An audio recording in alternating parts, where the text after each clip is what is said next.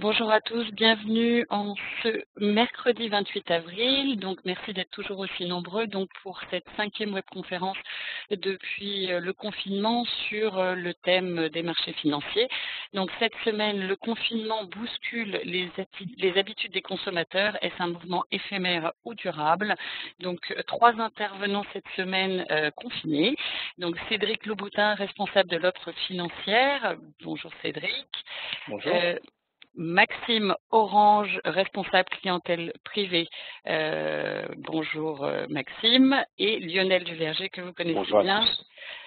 Bonjour Maxime. Et Lionel Duverger, expert analyse technique, que vous pouvez suivre sur Twitter, @Lionel Duverger, notre spécialiste et expert analyse technique. Donc je passe la parole à Cédric et je passe la première slide. Vous avez, oui bien sûr, pour ceux qui dont c'est la première webconférence, la possibilité de poser vos questions via le chat en bas à droite. Cette webconférence est enregistrée, vous pourrez la revoir en replay. Voilà, à toi Cédric. Merci Laure. Donc, bonjour à tous. Nous allons effectivement revenir un peu rapidement sur une introduction comme j'ai pris l'habitude de le faire sur la situation actuelle. On aura ensuite Lionel qui va faire un rapide point sur la partie technique où nous trouvons-nous en termes d'indices, notamment on a le Nasdaq mais on a aussi les indices européens, et ensuite Maxime élaborera de manière un peu plus précise sur les différentes valeurs du grand secteur des biens de consommation. Alors si nous commençons avec la slide numéro 3, cette slide sur le Covid-19. Donc, vous le savez, vous l'entendez, on est en train de partir pour un long déconfinement. Les gouvernements en parlent, les États-Unis commencent à l'appliquer. On a l'exemple de la Floride où ça commence à se mettre en place. New York, où on parle d'un déconfinement qui devrait commencer en fin de semaine. Alors, il y a aussi la crainte d'une seconde vague. Hein. Regardez en Allemagne, on a commencé par le déconfinement et l'ouverture des petites surfaces, et puis on se rend compte qu'il y a une reprise quand même du nombre de cas. On a Singapour aussi qui tâtonne, qui revient un peu en arrière, la situation au Japon qui n'est pas non plus complètement maîtrisée. Donc je pense qu'il n'y a aucune certitude sur la manière de mener le déconfinement, sur la reprise ou non de l'épidémie. Donc on est vraiment dans une phase un peu d'essai. Pourtant, on le voit avec les chiffres de l'OMS que vous avez en haut à droite du slide, le nombre de nouveaux cas ne semble plus progresser fortement. Il est quand même stable à un niveau extrêmement élevé. Alors, il est aussi à prendre avec des pincettes, puisque comme on le voyait en Europe, on a un sujet sur l'Espagne, où le nombre de chiffres de nouveaux cas est tombé à 0 dimanche, 0 lundi, donc on pense qu'on a un problème de statistiques. Néanmoins, le déconfinement est en train de se mettre en place. Donc c'est peut-être aussi pour ça que sur le plan des marchés actions, on est en train de parler d'une reprise en V ou d'une reprise en U. Alors a priori, les investisseurs aujourd'hui sont plutôt en train de partir sur une reprise en V. Pourtant, on a une contraction qui est historique de l'activité.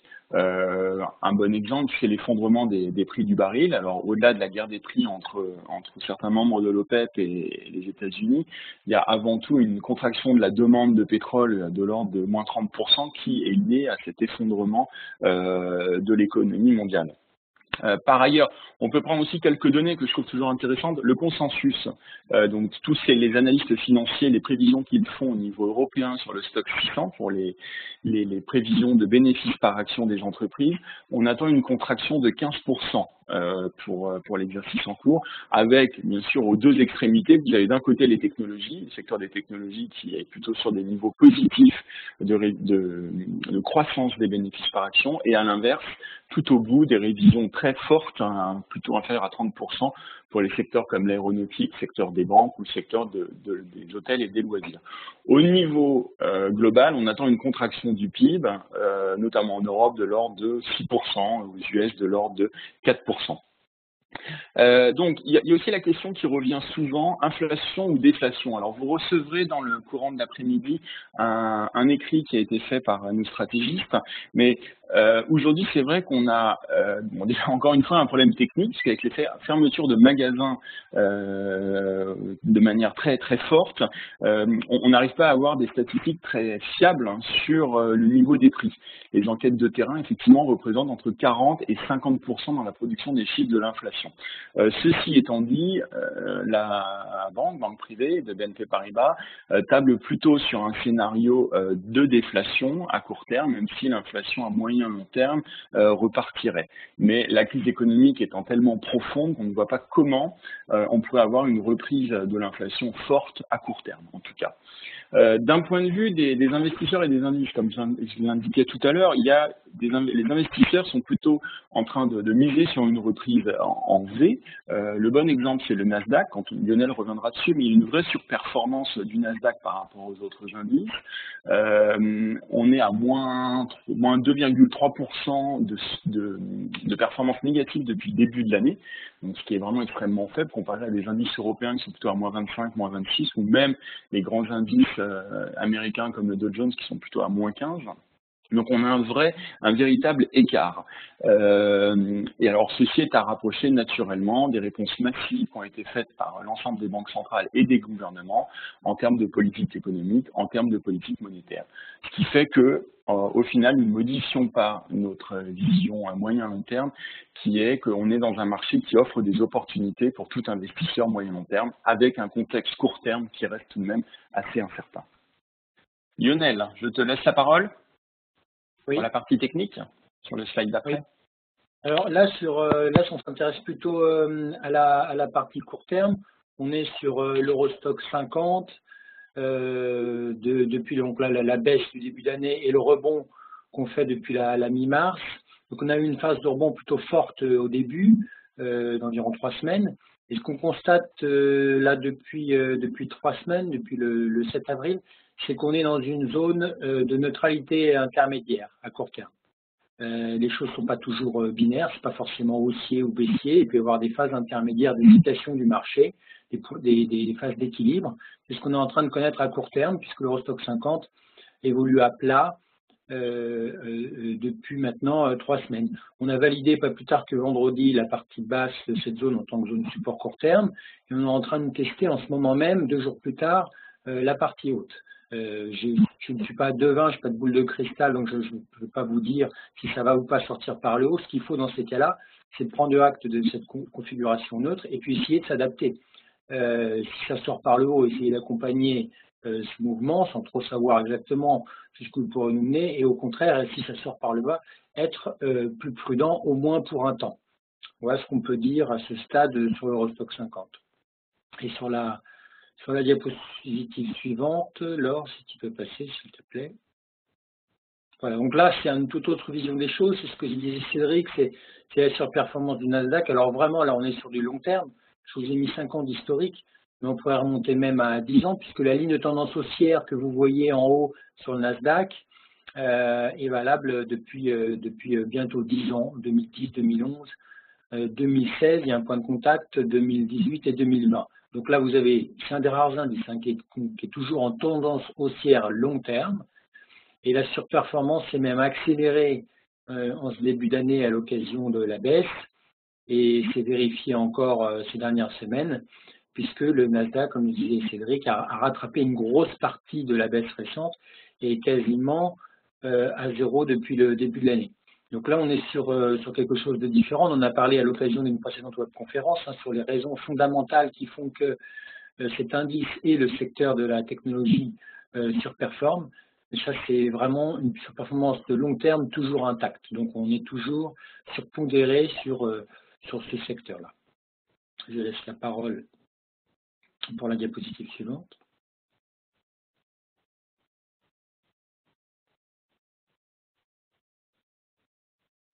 Oui, c'est bon. Merci Lionel. Donc là, je reprends. Je vais vous faire un zoom plus précis donc sur le secteur de la consommation. On a essayé sur cette diapositive, on a essayé d'extraire, si vous voulez, quelques tendances fortes du secteur. En préambule, je voulais quand même vous faire une précision, c'est que c'est un secteur qui est extrêmement vaste et dans lequel on a 3 sous-secteurs. Dans ces sous-secteurs, pour vous montrer la diversité de valeurs, on va retrouver le sous-secteur des voyages et du loisir. Donc, sans surprise, un secteur qui est très mal orienté depuis ce début d'année et sur lequel on a un manque de visibilité qui est assez criant, ce que nous montrait Cédric en tout début de conférence. L'objectif sur ce secteur, ça va être de s'y intéresser quand on aura plus de visibilité, c'est-à-dire quelle sortie de confinement, est-ce qu'on aura de nouvelles vagues de contamination, est-ce que les frontières vont réouvrir, à quel rythme. Toutes ces questions, si vous voulez, aujourd'hui nous empêchent d'avoir de la visibilité, nous empêchent d'avoir des convictions sur ce sous-secteur. Deuxième sous-secteur, ce sont les médias qui appartiennent, ce service des services aux consommateurs. Le secteur des médias, c'est quelque chose que l'on a souvent évoqué dans nos dernières webconf, notamment avec des dossiers comme Netflix ou plus récemment avec un dossier comme Wolters Kluwer. Donc là, on ne revient pas sur ces 2 dossiers qui ont été bien travaillés ces dernières semaines. Et troisième sous-secteur, c'est le sous-secteur de la distribution, qui est là extrêmement intéressant en cette période de confinement, puisqu'il était auparavant en pleine métamorphose, puisqu'on a vu dans le secteur de la distribution une crise assez profonde liée on va dire aux révolutions technologiques et surtout au boom du e-commerce. Et on arrive aujourd'hui sur un moment charnière où ce confinement continue à modifier ses habitudes de consommation et devrait modifier durablement nos habitudes. Donc voilà, ça c'était une toute petite introduction. Je reviens sur le slide. Donc dans nos tendances fortes, on peut extraire aujourd'hui la digitalisation qui a débuté dans les années 2000, mais qui accélère énormément depuis quelques années. L'objectif est assez simple, c'est qu'aujourd'hui, quand vous êtes à l'écoute de vos consommateurs, vous êtes face à un consommateur qui a énormément de façons, de canaux pour effectuer ses actes d'achat. Donc, quand vous êtes un commerçant, vous devez être capable de répondre à ces attentes sur un site internet, sur une appli mobile, dans une boutique physique de proximité, d'hyper-proximité, ce que l'on a vu fleurir ces dernières années, encore sur des modèles d'hypermarché, sur des modèles de centres commerciaux de très grande taille. Et ça, c'est ce que l'on appelle, ce que le monde de la distribution appelle l'omnicanal. Donc, si vous voulez, l'omnicanal, c'est vraiment une notion qui revient très, très régulièrement, que l'on va pouvoir un petit peu plus zoomer sur la présentation de la valeur Carrefour et Française des Jeux, puisque ces 2 valeurs, Carrefour et Française des Jeux, ces 2 sociétés, ont fait le choix d'offrir des solutions à leurs clients sur un format omnicanal, de vraiment être capable de mettre à profit tous leurs points de vente, qu'ils soient sur Internet, qu'ils soient sur physique, pour vendre leurs produits. Deuxième tendance qui est assez nouvelle cette fois-ci, que l'on voit exploser littéralement depuis quelques semaines, quelques mois, ce sont des consommateurs qui montrent des besoins accrus en termes d'hygiène et de santé. Donc on a forcément tous vu ces images un petit peu catastrophes de rayons vides sur certaines denrées d'hygiène. Mais c'est un mouvement que l'on pourra étudier avec la société Essity. C'est un mouvement qui est beaucoup plus profond, selon nous, et on pense que le consommateur peut et devrait souffrir d'un effet post-traumatique suite à cette crise du Covid-19, et on devrait voir des évolutions significatives dans nos modes de consommation et dans nos besoins de produits d'hygiène.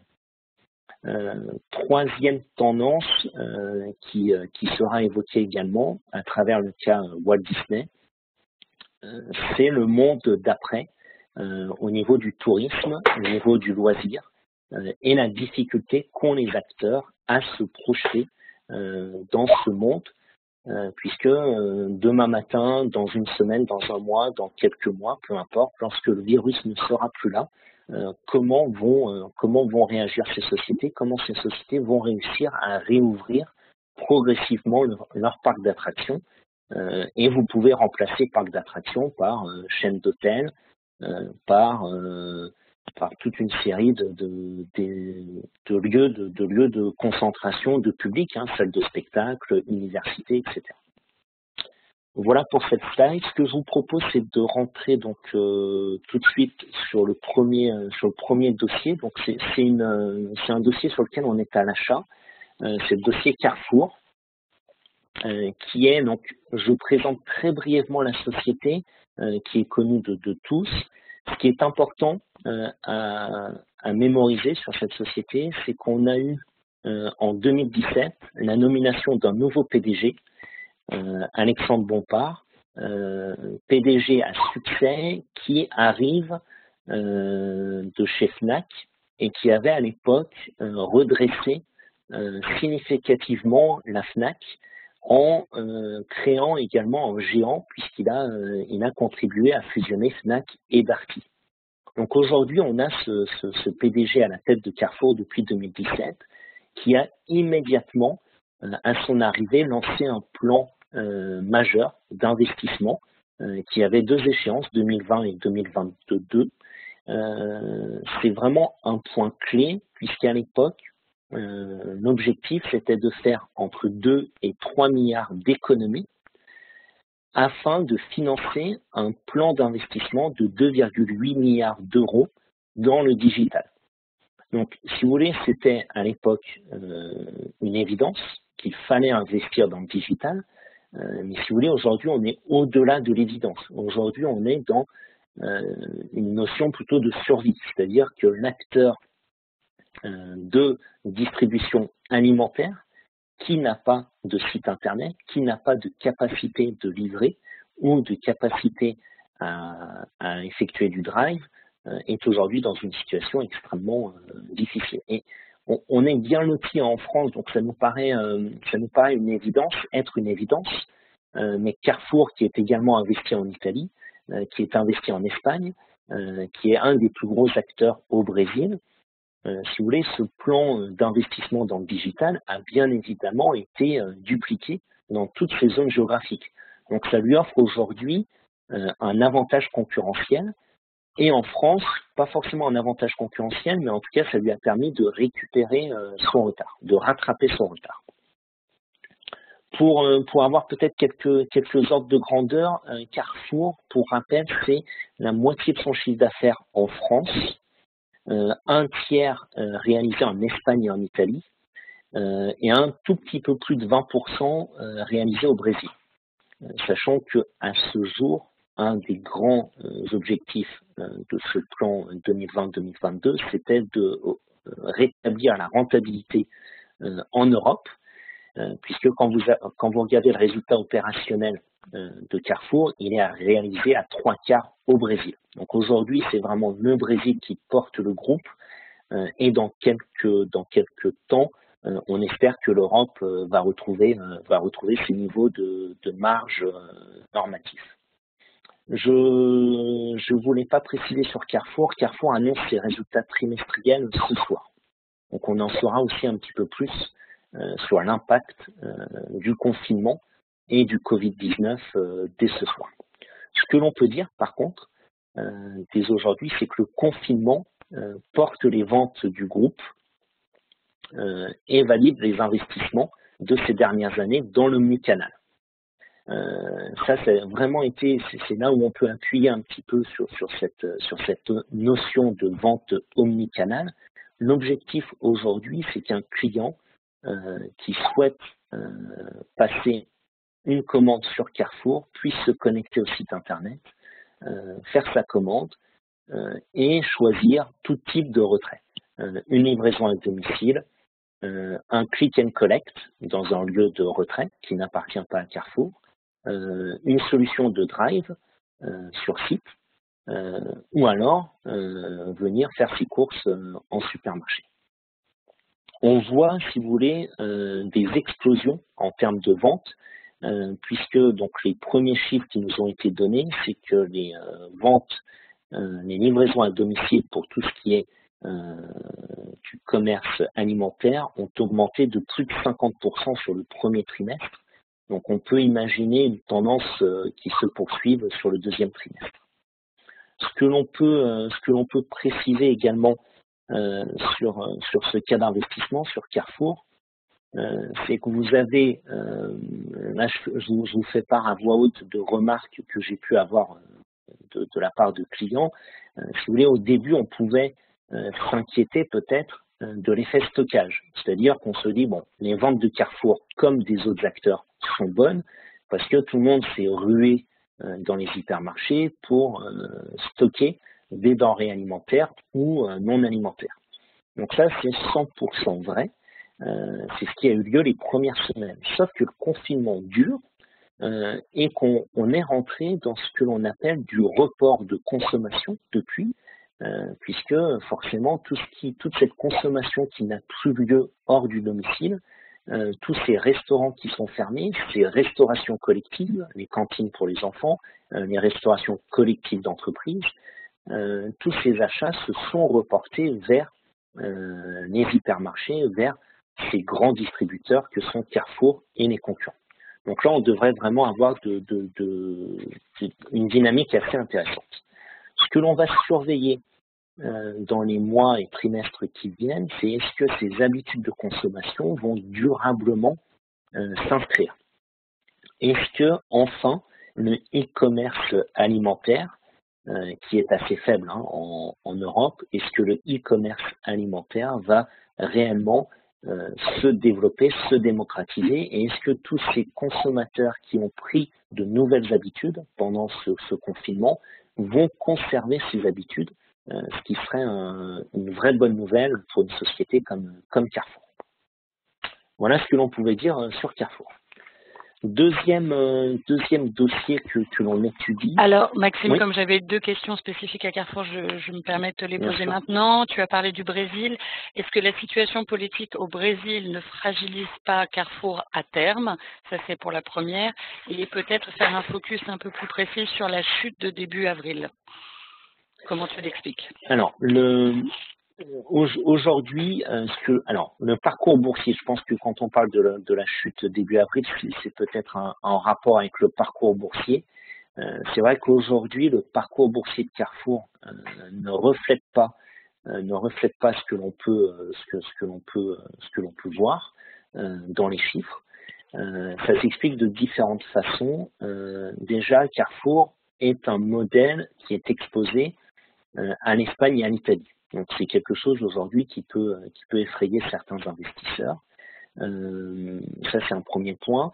Casino, qui a publié ses résultats, a permis d'avoir un petit peu plus de visibilité. Donc vraiment, le parcours boursier, on pourra vraiment tirer des conclusions ce soir sur voilà, Carrefour doit, dans tous les cas, c'est un de nos points dans notre scénario d'investissement, c'est que Carrefour doit convaincre. On est sur une société qui a un nouveau management, qui a mis beaucoup de stratégies en place, et ces stratégies doivent, tôt ou tard, porter leurs fruits. Et la publication de ce soir doit démontrer que ces investissements sont pertinents et fonctionnent. Donc je pense qu'il y a beaucoup d'investisseurs qui sont aussi en attente et qui profiteront de cette publication pour se positionner ou pas. Mais dans le cas de figure où ils se positionnent ce soir, ça pourrait être une bonne surprise. Pour la partie brésilienne, c'est plus difficile de répondre, puisque le Brésil a une stratégie de confinement qui est différente, et qui est plutôt régionale. Et aujourd'hui, les ventes du groupe sont bonnes sur le Brésil, mais on a clairement un manque de visibilité à court terme. Qu'est-ce qui ferait que Carrefour serait fragilisé à moyen long terme sur le Brésil? C'est pas notre sentiment. On pense vraiment que Carrefour est durablement installé au Brésil, et que quelle que soit l'importance de la crise, c'est un bon prétexte pour ce type de société pour augmenter ses parts de marché. Petite parenthèse, Carrefour a quitté la Chine, n'arrivant pas à performer et n'arrivant pas à percer le marché. Donc ils ont aussi cette faculté à investir là où leur modèle fonctionne et à se désinvestir là où ils sont en échec. Merci. J'ai d'autres questions sur le plus sectoriel que je poserai après. On me demande quand même plusieurs fois si Carrefour fait du e-commerce au Brésil. Alors, Carrefour fait du e-commerce au Brésil. Alors, il faut le terme e-commerce, il faut amener une petite précision, c'est que les distributeurs parlent de e-commerce et de vente sur Internet dès lors que le consommateur a passé sa commande sur Internet, quel que soit son mode de livraison. C'est-à-dire qu'aujourd'hui, quand un consommateur passe une commande sur Internet qu'il va retirer en drive, c'est considéré comme de la vente sur Internet, comme du e-commerce. Merci. De rien. Pour rebondir donc sur Française des Jeux, donc qui est très différente de Carrefour, vous l'imaginez. Là, on est sur une société qui est beaucoup plus jeune en bourse, puisque l'introduction est récente. L'introduction date de 2019, de novembre 2019. Donc là, on a très peu d'historique sur cette société. Pour autant, c'est tout de suite un dossier qui nous a intéressés, puisque là, vous êtes sur quelque chose d'extrêmement résilient. C'est-à-dire qu'un des points importants de Française des Jeux, ça va être sa résilience, notamment en cas de crise économique, puisque sur Française des Jeux, on a un historique qui date de 1933, la création de la Française des Jeux. Et si on part sur un historique un peu plus récent, sur les 25 dernières années, où on a connu des crises, ça n'a pas été un long fleuve tranquille, sur les 25 dernières années, la Française des Jeux a en moyenne augmenté son chiffre d'affaires de 5% par an. Donc lors de cette privatisation, l'État et les actionnaires historiques ont vendu une bonne partie du capital et ils détiennent aujourd'hui environ 30% du capital, 20% pour l'État et 10% pour les actionnaires autres historiques. On est aujourd'hui sur une société donc de taille très importante, puisque ça pèse quasiment 5 milliards de capitalisation boursière. On est sur une société qui a un monopole sur les jeux d'argent au niveau français, donc ça c'est important, et qui arrive à dégager un résultat net important chaque année, malgré le fait forcément qu'ils aient une redevance importante versée à l'État français. Pour 2019, la société a quand même dégagé 133 millions de résultats nets. Ça, ce sont des montants importants, sachant qu'ils disposent à ce jour d'un peu plus de 800 millions de trésorerie. Donc, on est vraiment sur une société qui a les reins solides.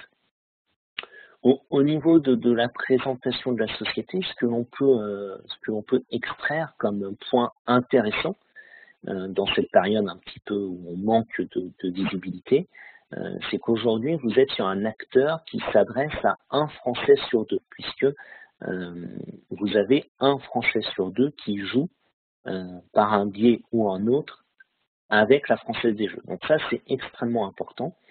Vous avez une exposition à 30 000 points de vente. Donc ça, c'est aussi quelque chose qui nous pousse à avoir un avis positif sur le dossier. Et ils sont présents dans 11 000 communes.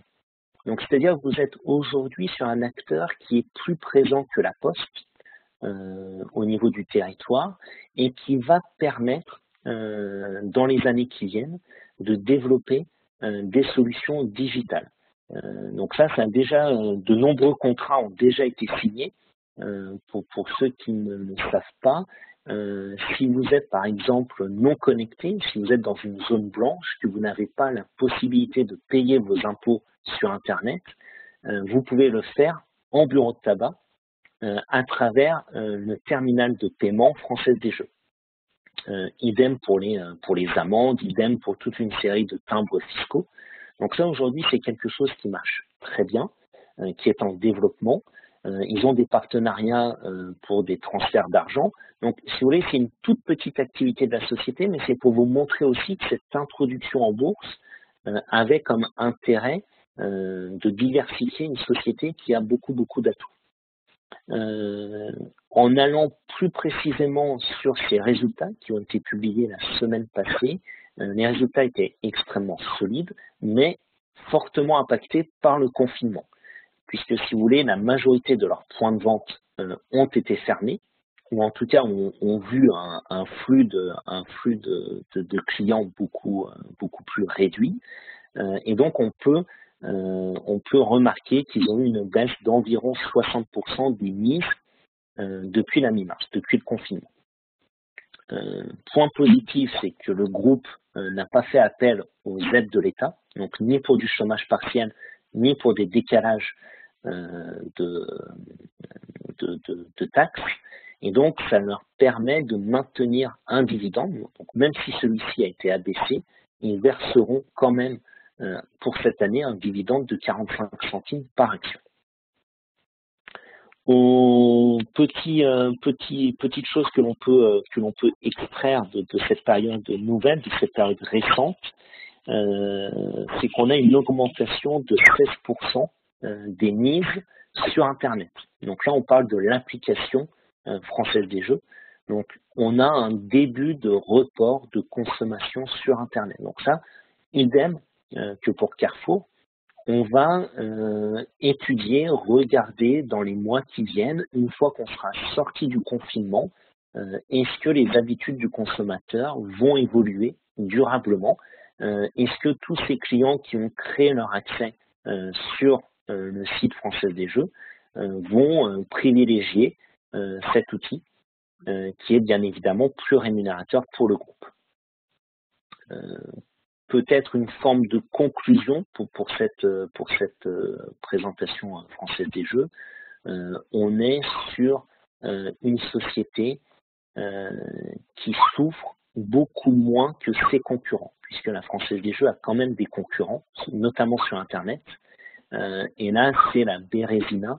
Si vous voulez, quand vous pensez que certains de leurs concurrents ne sont que des opérateurs de paris sportifs et que vous avez eu 95% des rencontres sportives qui ont été annulées depuis début mars, on peut très facilement imaginer qu'un concurrent qui est aujourd'hui 100% paris sportif est actuellement en grande difficulté. Donc, selon nous, une activité particulièrement résiliente et on pourrait également avoir des opportunités pour augmenter les parts de marché.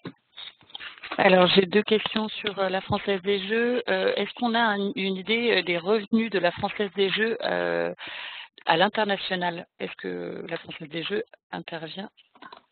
Alors oui, il y a des parts de marché à l'international qui sont extrêmement faibles. Je ne serais pas capable de vous donner le chiffre. Il y a un peu d'activité en Angleterre, notamment. J'ai vraiment pas les chiffres en tête, mais ça sera quelques pourcents. Ben, j'ai noté la question, on répondra en direct à la personne si tu veux bien plus tard. Okay. Et autre question, est-ce que l'impact de la récession et le niveau de chômage qui augmente en France peut avoir un impact pour la Française des Jeux sur la pratique en elle-même? C'est une réponse difficile à formuler. On peut prendre comme exemple 2008, qui est la dernière grande récession vécue en France. À cette époque, la Française des Jeux avait connu une hausse de son chiffre d'affaires, puisque dans cette configuration, en 2008, les mises des joueurs, des clients avaient augmenté. Donc, c'est difficile d'en tirer une conclusion immédiate, mais en tout cas, quand on regarde le passé récent, c'est des dossiers qui ont plutôt tendance à bien performer dans des phases de crise économique. À toi, Lionel. Alors, pour enchaîner sur la Française des Jeux, donc j'ai mis ici une valeur forte dans un secteur faible. Bon, évidemment, le secteur voyage et loisirs est très très disparate, hein, puisque ça regroupe du transport aérien comme Air France, de l'hôtellerie comme Accor, et des valeurs du jeu comme la Française des Jeux. Donc évidemment, ça n'a rien à voir. Là, on est sur une activité, comme le disait Maxime, qui est beaucoup plus récurrente, résiliente, et qui n'est pas frappée de plein fouet, comme peuvent l'être Accor ou Air France. Donc là, en haut, vous avez le parcours du titre La Française des Jeux depuis son introduction l'année dernière. Et puis vous avez en bas le ratio relatif face à l'Eurostoxx en bleu. Donc quand la courbe en bleu monte, c'est que la Française des Jeux surperforme l'Eurostoxx, et quand elle baisse, c'est que le titre se comporte moins bien. Donc ce qu'on constate en haut, c'est que on a un titre qui déjà se comportait bien courant février, hein, avant les aléas liés à la pandémie. Vous aviez un titre qui avait commencé une impulsion haussière. Donc ça, c'est lié aux forces propres à ce titre, hein, et à la valeur, hein, pas au contexte de marché. Bon, ensuite, il y a eu la baisse de marché. Donc le titre a baissé, mais il a baissé moins, puisqu'on voit que le ratio relatif en bleu s'est amélioré sur la période de début mars. On constate qu'il y a eu, à un moment donné, dans le cœur de stress de marché, vers la mi-mars, là, la baisse a emporté finalement tous les titres quels qu'ils soient, même les titres défensifs et résilients. Donc pendant quelques jours, le titre a sous-performé. Et on voit que juste après, quand les choses redeviennent un peu plus normales et que la volatilité globale retombe, le titre a repris le chemin de la surperformance. Et notamment, il a préservé sa moyenne mobile 50 jours haussière relative en vert. Donc on peut considérer qu'à moyen terme, c'est un titre qui est toujours en surperformance. Et on voit en haut, en pointillé, vous avez une ligne de tendance haussière, court terme, moyen terme, qui est toujours en vigueur. Et ce qu'a été capable de faire le titre à court terme est intéressant, puisque contrairement aux indices européens qui depuis 3 semaines ont une configuration à plat, le titre qui lui est capable de faire de nouveau plus haut dans cette phase-là. Donc c'est plutôt encourageant. On peut qualifier de tendance haussière court terme, moyen terme en vigueur sur la Française des Jeux. Je passe la parole sur la diapositive suivante, sur un autre titre cette fois, Essity. Maxime. Oui, merci Lionel. Alors, Essity peut être moins connu par nos clients, donc je fais peut-être une présentation, une introduction un peu plus importante. Essity, c'est un des leaders en matière d'hygiène et de santé. C'est une entreprise qui est suédoise. Pour ceux qui connaissent, c'était une ancienne activité de Svenska Cellulosa, donc le géant suédois de la pâte à papier, qui a décidé en 2017 d'introduire en bourse cette filiale spécialisée dans l'hygiène et la santé. Présenté comme ça, on pourrait imaginer que Essity est une petite société. Ça n'est pas le cas, puisqu'on est aujourd'hui sur une société présente dans plus de 150 pays, 2 marques fortes, 2 marques internationales, c'est Tena, donc on va dire pour l'incontinence, et Tork, qui est une marque dédiée aux professionnels, notamment dans l'essuyage. En France, c'est un dossier que l'on va retrouver sous des marques beaucoup plus connues comme Lotus, comme Nana, B-Make-up, ou encore les pansements et compresses, le Coplast. Donc ça, on va dire, c'est l'univers de marque, mais qui est beaucoup plus vaste, puisque forcément, c'est des sociétés qui ont vocation à créer des marques suivant les zones géographiques. Pour essayer de voir un petit peu la globalité de la société, je vous propose d'étudier donc ces 3 domaines d'activité. Donc on va retrouver les soins personnels et l'hygiène personnelle. Donc là, c'est 1/3 de l'activité. Donc là, on est en forte croissance, puisqu'à chaque fois, on est en croissance de 7 à 8% sur ces activités. Donc là, je vous parle des croissances au premier trimestre. Donc, toute la question aujourd'hui, c'est de savoir sur ces activités qui ont été portées par un effet stockage, puisque dans les soins personnels et l'hygiène, on parle bien évidemment de tout ce qui est sopalant, de tout ce qui est lingette, désinfectante, de tous les soins pour bébé, couches, lingettes, des serviettes hygiéniques et également des produits pour l'incontinence.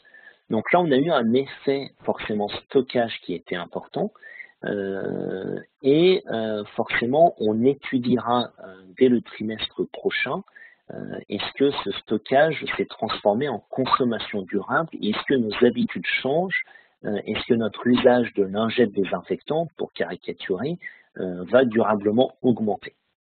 La deuxième activité du groupe, qui représente également un tiers du chiffre d'affaires, c'est l'essuyage papier. Donc l'essuyage papier, c'est une activité extrêmement simple, qui est notamment réalisée avec la marque Lotus. On retrouve les mêmes dynamiques, c'est-à-dire beaucoup d'effets de stockage, mais uniquement sur les pays matures. C'est-à-dire que dans les zones émergentes, notamment en Asie, où le groupe est très présent, on a eu des baisses de chiffre d'affaires marquées, puisque sur le premier trimestre, sur cette branche d'activité, il remarque un repli de 13% de l'activité. Et aujourd'hui, c'est quelque chose qui n'est pas expliqué. C'est-à-dire que pourquoi les pays matures ont surconsommé, ont stocké, alors que les pays asiatiques, face au même type de confinement, ont plutôt eu tendance à réduire significativement leur consommation. Pour autant, c'est un dossier que l'on apprécie puisqu'on a un phénomène de fond qui est important dans cette crise sanitaire et crise économique, c'est qu'on a une chute des matières premières. Donc 3 matières premières utilisées en masse par Essity, la pâte à papier, la fibre recyclée et toute une série de produits dérivés du pétrole. Donc là, c'est 3 matières premières qui ont fortement chuté. Donc ça crée un effet boost sur la rentabilité du groupe, puisqu'au premier trimestre, la société a plus que doublé son EBITDA, avec un effet volume important, mais aussi un effet réduction du coût des matières premières. Troisième activité et dernière activité du groupe, c'est de l'hygiène professionnelle.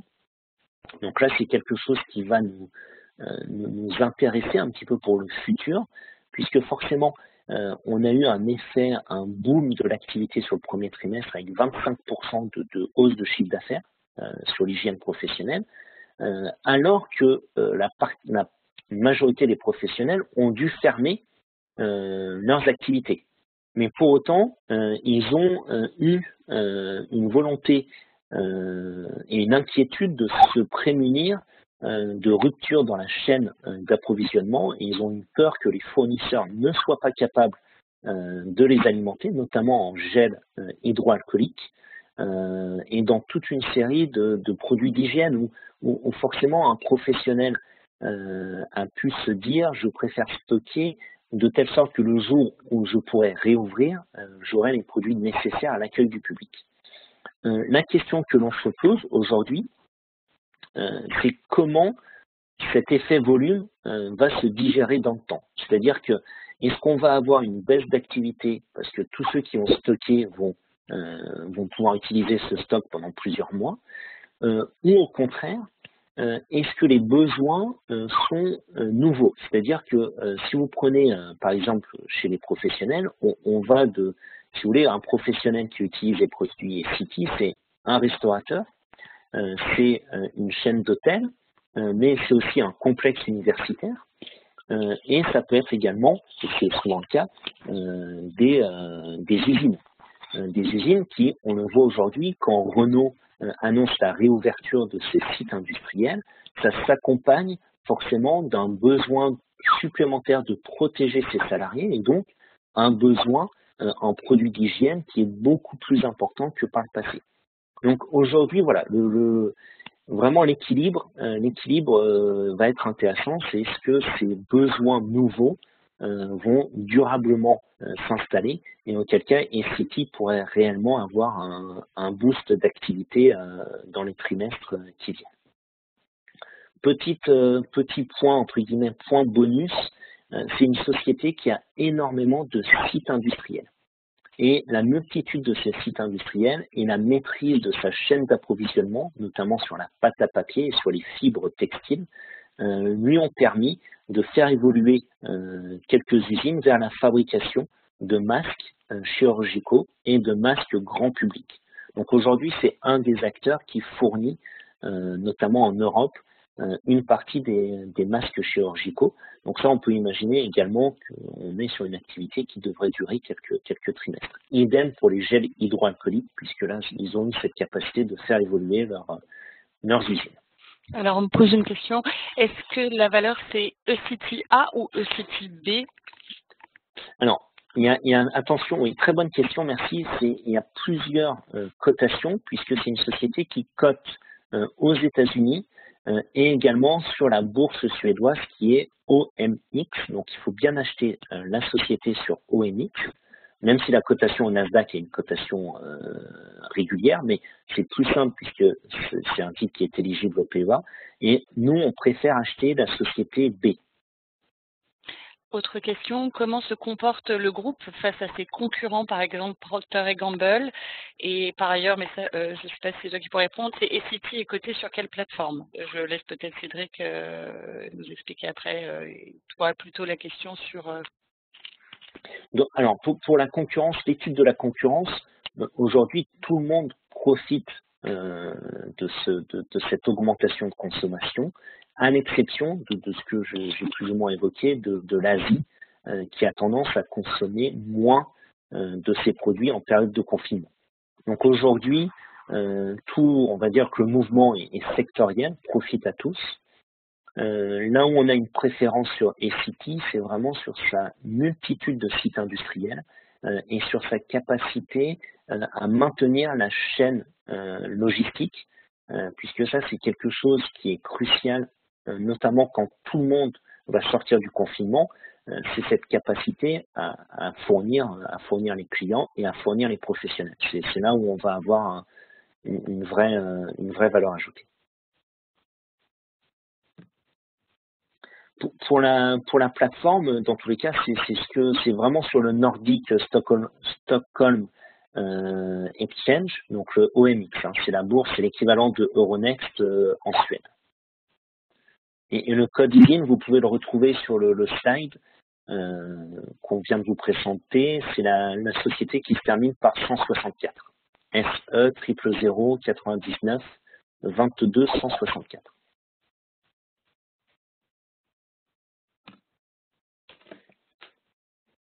Alors là, on va parler du comportement du titre. Vous avez, je mets surperformance globale plus affirmée dans la baisse. Ce qu'on constate, là vous avez l'évolution du titre depuis 2019-2020, mais c'est aussi vrai si on regarde en arrière. C'est un titre qui amortit particulièrement bien les baisses de marché quand il y en a, et ça lui permet de dégager une surperformance au global qui est significative. Il ne faut pas attendre de ce titre qu'il surperforme dans les phases où le marché est très très haussier. C'était le cas par exemple en 2019, en 2017. Dans ces phases-là, au mieux le titre fait à peu près aussi bien, mais il ne fait pas significativement mieux. En revanche, dans les phases de baisse, comme en 2018, octobre ou décembre 2018, ou comme en ce début d'année 2020, vous voyez que le ratio relatif à l'indice, en violet, est fortement à la hausse. Donc vous avez un titre qui surperforme particulièrement dans les phases de baisse. Donc pour un investissement plutôt défensif, pour un investisseur protecteur, c'est un titre qui est adapté et au travers de la résilience et de la récurrence de son activité et de ses points forts que soulignait Maxime. Et puis si on regarde en bas en bleu, la courbe en bleu, c'est le ratio relatif au secteur des biens de consommation. Donc on voit que c'est une valeur qui surperforme à l'intérieur même de son secteur. Vous avez le ratio relatif qui s'est amélioré dans la baisse et qui a continué à le faire. Voilà, donc un titre globalement surperformant. En haut, vous avez une ligne oblique en pointillé qui est une résistance intermédiaire moyen terme qui relie les pics de janvier, de février et le pic récent. Donc là, elle est en train de tester cette résistance intermédiaire. Si elle est franchie, ce serait une bonne nouvelle supplémentaire et ça militerait pour une poursuite de la hausse. Et derrière, il n'y aurait plus de résistance notable qui viendrait freiner le parcours du titre. Voilà, je laisse la parole à Maxime à nouveau sur la diapositive suivante pour vous parler du titre Walt Disney. Oui, parfait, merci. Alors là, Walt Disney, c'est vraiment pour pour montrer un petit peu notre prudence sur le secteur du loisir et du tourisme au sens large. On est vraiment sur une société qu'on a longtemps conseillé à l'achat. C'est vraiment une société qu'on adore, qui a de vraies forces, et notamment son catalogue de références de vidéos qui est immense, puisque chez Disney, vous allez retrouver forcément toutes les licences Disney, mais aussi toutes les licences Marvel, Star Wars, qui ont été acquis ces dernières années. Plus récemment, ils ont racheté Fox Century, et donc tout le catalogue de films qui allait avec, dans le but de lancer leur plateforme de streaming Disney+. Disney+, ça a été lancé il y a 5 mois aux US. C'est un succès incroyable, puisqu'ils ont aujourd'hui, 5 mois après le lancement, 50 millions d'abonnés. Pour faire une petite comparaison, Netflix aujourd'hui a 170 millions d'abonnés dans le monde, contre 50 millions pour Disney. Mais Disney+ n'existe que depuis 5 mois. Lors du lancement de Disney+, le PDG s'était fixé un objectif de 60 millions d'abonnés à horizon 2024. Donc on voit bien l'effet, si vous voulez, l'effet confinement est explosif sur ce type de valeur, puisque forcément ça pousse des modifications d'usage et de consommation qui sont très importants, et on peut imaginer qu'un nouveau client Disney+, ils ne resteront pas tous après confinement, mais une bonne partie, et ils feront tout commercialement pour essayer d'en conserver la majorité. Donc là, c'est vraiment la partie sympa du dossier. Là où on est beaucoup plus embêté, c'est que chez Walt Disney, vous avez toute l'activité parc d'attractions. L'activité parc d'attractions, là, on est sur un constat qui est sans appel, puisqu'ils ont 12 parcs dans le monde entier. Les 12 sont actuellement fermés, avec aucun calendrier de réouverture, même si ils laissent entendre que les réouvertures devraient être sur le mois de juillet, peut-être sur le mois d'août. Mais on voit bien que laisser ces parcs d'attractions fermés et ne pas être capable aujourd'hui de se projeter vers la réouverture va pénaliser durablement l'activité. À ce jour, si vous voulez, le deuxième point qui nous pénalise et qui nous pousse à donner un conseil de prudence sur Walt Disney, c'est évidemment l'ensemble des sorties au cinéma qui sont repoussées. On attendait des films à gros budget qui sont aujourd'hui encore sous blister et qui attendent que les cinémas puissent réouvrir pour annoncer des dates officielles de sortie. Donc voilà, je ne vais pas faire plus long sur ce dossier puisqu'on est à l'allègement, mais on attend d'avoir de la visibilité pour être capable de donner des avis plus favorables sur ce type de valeur et sur ce type de secteur. Alors, sur la page suivante, juste pour revenir un peu sur le parcours du titre Walt Disney, vous avez en haut le parcours du titre sur 2019-2020. Au milieu, vous avez son ratio relatif au secteur des médias américains. Et en bas, vous avez son ratio relatif, si on le compare, à Netflix. Donc, comme vous le disiez Maxime, l'année dernière, en 2019, on avait conseillé Walt Disney puisque tous les aspects positifs du dossier l'emportaient, on était dans un contexte différent. Donc à l'époque, on avait un titre qui surperformait, qui faisait mieux que Netflix à ce moment-là, puisqu'on voit bien que la courbe en bleu en bas, c'est le ratio relatif à Netflix, montait régulièrement. Et puis évidemment, les choses ont changé. Et les aspects négatifs l'emportent aujourd'hui, et on a un titre qui est dans une phase de sous-performance bien régulière, que ce soit face à son secteur ou que ce soit face à Netflix. C'est pour ça qu'on a, à un moment donné, fait l'arbitrage pour préférer Netflix.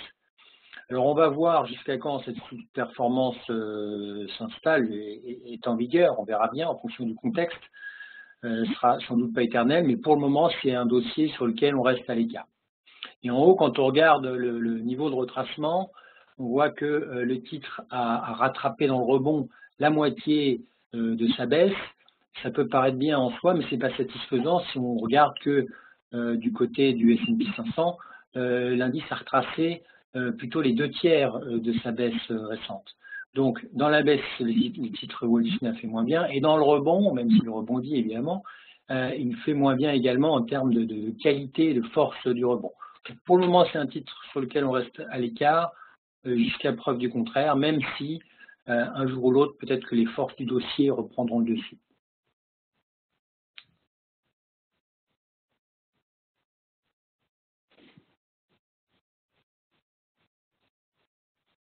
Voilà, j'en ai fini. Merci Lionel. Ah oui. Alors, oui, d'autres questions? Oui, j'avais pas mal de questions sur SCT. La valeur des CT en euros varie selon les plateformes. Quelle est la fréquence de cotation? Ou bien quel est l'impact de la couronne suédoise, des variations de la couronne suédoise? L'impact n'est pas énorme. La couronne suédoise est une devise qui est quand même relativement stable dans le temps. Donc quand on regarde, j'ai regardé sur le comportement du titre, qu'on regarde en euros ou en couronne suédoise, le résultat est peu différent. Donc c'est plutôt c'est minimal comme impact par rapport au parcours du titre en lui-même. Merci. Cédric, j'avais peut-être une question pour toi pour une entreprise, quel est le niveau d'endettement acceptable vis-à-vis de l'EBITDA? Ouais, alors c'est très dur d'y répondre parce que ça va dépendre du secteur d'activité, ça va dépendre des marges qui sont dégagées. Sur des secteurs comme les spiritueux, on va avoir qui dégagent des marges extrêmement grasses. On va pouvoir avoir des ratios qui vont descendre peut-être à 6-7 fois. Ça dépend véritablement du secteur d'activité. Il n'y a pas une norme qui s'applique à tous les secteurs d'activité. On ne peut pas comparer un secteur très capitalistique comme l'automobile, avec des marges très, très faibles, à celui du luxe où il y a très peu de capex, mais beaucoup plus de rentabilité sur des marges beaucoup plus importantes. Merci. Quelle est la date, ça c'est pour Maxime, quelle est la date des résultats des CT à venir? Alors, mes résultats ont été publiés il y a quelques jours, je ne sais pas la date précisément. Mais en tout cas, pour tout ce qui est activité du premier trimestre, ça a été publié. Merci. 23 avril. 23 avril. On me demande d'un point de vue sectoriel, peut-être Lionel, comment se comporte le secteur de l'alcool et des spiritueux? Alors, c'est un secteur qui est assez disparate. Quand on le regarde en zone euro, le secteur n'est pas forcément en très bonne tendance, mais c'est une vision un peu partielle parce que vous avez AB InBev qui est plutôt en mauvaise posture en termes de parcours boursier et qui est un mastodonte en termes de capitalisation boursière dans le secteur. Par contre, si on regarde Pernod Ricard ou d'autres, elles ont un comportement plutôt correct dans cette phase de marché. Donc le secteur global, pas terrible, mais il y a quand même des acteurs qui se comportent bien. Autre question sectorielle, donc toujours pour Lionel, l'évolution de l'industrie automobile dans le monde et en Europe. C'est un secteur qui est toujours sous-performant à moyen long terme. Il a quelques phases de surperformance qu'on a pu constater à l'automne dernier ou qu'on peut constater parfois à court terme comme ces derniers jours. Mais sur une vision moyen-long terme, c'est un secteur qui est sous-performant depuis au moins 2018 maintenant. Une question pour Maxime. Les hypermarchés, alors tu as beaucoup parlé du secteur des hypermarchés, tous n'ont pas de site, on le disait, discount. Mais globalement, alors attendez, parce qu'il y en a tellement qui tu as recommandé Carrefour, mais plutôt qu'une autre, par rapport aux les autres du secteur, toutes n'ont pas développé les activités online. Quel impact ça peut avoir? Alors, le choix valeur est discutable. Après, on a deux dossiers qu'on étudie et sur lesquels on a un avis d'achat. C'est Carrefour et Jerónimo Martin, qui est un géant de la distribution au Portugal et en Pologne. Après, c'est un univers qui est assez vaste. On a de très beaux acteurs aux États-Unis, on a de très beaux acteurs en Angleterre. On est allé, voilà, chaque dossier a ses forces et ses faiblesses. C'est clairement pas le secteur le plus simple en ce moment. Et là, c'est plutôt un dossier qui s'adresse, on va dire, à quelqu'un de contrariant qui veut s'inscrire dans cette histoire de restructuration payante. Donc c'est ça qui nous a séduit chez Carrefour. Merci. Là, c'est une question pour Lionel qui était en début de conférence concernant l'analyse technique qui promet un retour à la baisse des indices avant une remontée. Cela peut-il être mis en défaut du fait des investisseurs massifs de liquidités de par le monde? Alors, ça peut être mis en défaut surtout par rapport au comportement du marché. Il faut être pragmatique. Ce que je vous disais tout à l'heure, c'est que globalement, la tendance à court terme est neutre sur les indices européens depuis 3 semaines. Et c'est peut-être en train de changer en ce moment même. Vous avez les indices qui essayent de s'attaquer aux résistances court terme et à la partie haute de cette zone de neutralité. Donc si ça sort par le haut, il faut plutôt être dans l'optique que ça démarre un nouveau mouvement aussi court terme. On peut en discuter ensuite de la durée et de la taille, ça fait débat, mais voilà, il faut être humble et pragmatique par rapport au comportement de marché. Alors, j'ai une question intéressante qui était liée au thème de cette webconférence. De nouveaux modes de consommation apparaissent. Les gens achètent local. Des sociétés comme Amazon peuvent être mis en question, notamment sur des critères gouvernementaux. Oui. Est-ce que Port-en-Part, et ça c'est surtout une question pour Cédric, va favoriser les petites sociétés qui jouent ces changements de consommation? Est-ce que c'est quelque chose qu'on va intégrer dans nos recommandations à terme? Alors effectivement, c'est quelque chose sur lequel nous travaillons. Il y a un frein à cela, et c'est ce qui a permis à Amazon d'émerger, d'être aussi puissant, c'est qu'il y a très peu d'acteurs, voire pas d'acteurs cotés. Même dans les petites structures, on regarde ça avec nos collègues nantais, notamment la partie analyse financière, il n'y a pas énormément d'acteurs locaux cotés en termes en tout cas de distribution. Après, en termes de production, effectivement, c'est une des thématiques qui nous incite à mettre en avant toujours la partie petite et moyenne valeur, c'est qu'il y a un retour vers une consommation locale, comme vous l'indiquez, et les acteurs, notamment du bassin nantais, sont très portés par cette tendance. Donc c'est un peu pour l'ensemble des acteurs. Alors, on me demande si on va faire bientôt une webconférence sur la santé. Sachez que durant cette webconférence, nous y travaillons et nous espérons pouvoir vous la proposer pour la semaine prochaine. J'ai mis la date mercredi 6 mai à 11h30. A priori, elle est confirmée et a priori, ce serait effectivement sur le secteur santé et avec un focus biotech qui est assez intéressant en ce moment à suivre. On me demande d'un point de vue portefeuille, quelle est la part de cash que vous recommandez, que l'on recommande actuellement? Cédric, non? Alors oui, aujourd'hui, alors c'est une réponse très globale, hein, mais qui doit être naturellement déclinée en fonction de votre profil de risque, en fonction de vos objectifs de placement. Un client au conseil sera, alors on va moins raisonner en part cash qu'en part investi. On estime l'investissement moyen, c'est ce que l'on constate au conseil, est de l'ordre de 80%. Et encore une fois, cela va dépendre de votre profil, cela va dépendre de vos objectifs. Quelqu'un qui veut profiter des opportunités moyen-long terme, aujourd'hui, il y a vraiment de belles opportunités qui sont en train de se dégager. Donc, cette part évolue. Alors, il est déjà très tard, donc je vais faire 2 dernières questions. Elles sont sur les valeurs. On m'avait demandé, je crois que je te l'ai fait passer, Cédric, un avis sur l'ETF Lixor PEA Nasdaq 100. Est-ce que tu as pu regarder ou pas entre-temps? On revient. Oui, effectivement, vous pouvez vous positionner sur le marché américain et notamment sur ces valeurs nouvelles technologies via un Lixor qui est éligible au PEA et sur le Nasdaq. Hein. Il n'y a pas de sujet. Hein. Si vous souhaitez gagner l'exposition aux valeurs techno via le PEA, c'est une bonne idée.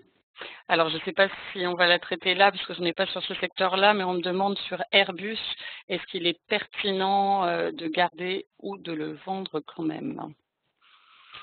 Alors, je peux répondre. Après, Maxime, si tu as d'un point de vue un peu plus construction de portefeuille, tu veux y répondre. L'idée, c'est que sur cette valeur, on est devenu extrêmement prudent. Vous avez vu les déclarations hier de son patron disant que la société pouvait être en danger, même en danger de survie dans le contexte actuel. Hier, Boeing a aussi annoncé qu'il prévoyait le retour au trafic passager qu'on a connu il y a encore 2 mois. Il prévoit un retour sur les mêmes niveaux d'ici plusieurs années. Donc ça vous donne un ordre d'idée de l'état dans lequel se trouvent l'ensemble des compagnies aériennes.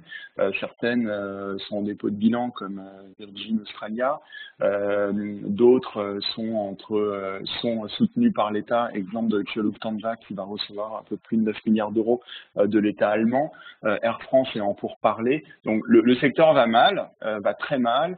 On ne sait pas comment cela va se passer post-confinement. Maxime a mentionné longuement les évolutions de consommation. Il va peut-être y avoir aussi des évolutions de voyage, des évolutions dans la consommation de ces vols. Donc c'est vrai que Airbus est au cœur de ce sujet. Nous, dans une approche de portefeuille, dans une approche momentum qui est celle de Portzamparc, on va préférer effectivement baisser notre exposition sur un Airbus pour aller sur des secteurs, comme on vous les présente depuis plusieurs séances, plus porteuses. C'est le cas des valeurs technologiques, comme on l'a fait la fois précédente. C'est le cas des valeurs de consommation, grande distribution, comme vient de le présenter Maxime. C'est plutôt notre optique d'un arbitrage. On n'a pas la boule de cristal, hein, comme le mentionnait Lionel, mais dans cette optique d'arbitrage, effectivement, préférer des secteurs porteurs. La dernière question, et après on vous laisse déjeuner et on vous remercie tous sincèrement. C'était sur la valeur Spotify. Est-ce qu'on avait un avis dessus? Mais je ne sais pas si on... Oui, si, non. Non, on n'a pas du tout d'avis sur le secteur. Est-ce que c'est secteur entre nouvelles technologies et médias? Mais alors là, on ne suit absolument pas. Pour interroger nos collègues plus sur le secteur tech qui doivent avoir un avis, mais là, non, comme ça, non. Je ne suis pas en mesure de vous en donner un. Donc la personne qui a posé la question, n'hésitez pas à me dire qui est votre conseiller, on Oui, se renseigne. Merci à tous. Donc je vous confirme et vous recevrez un email pour la prochaine webconférence ou bien vous trouverez le lien d'inscription sur les réseaux sociaux LinkedIn ou Twitter. Et puis merci à tous les trois. À bientôt. Merci à tous. Merci à tous. Bonne journée. Bonne journée. Au revoir. Au revoir.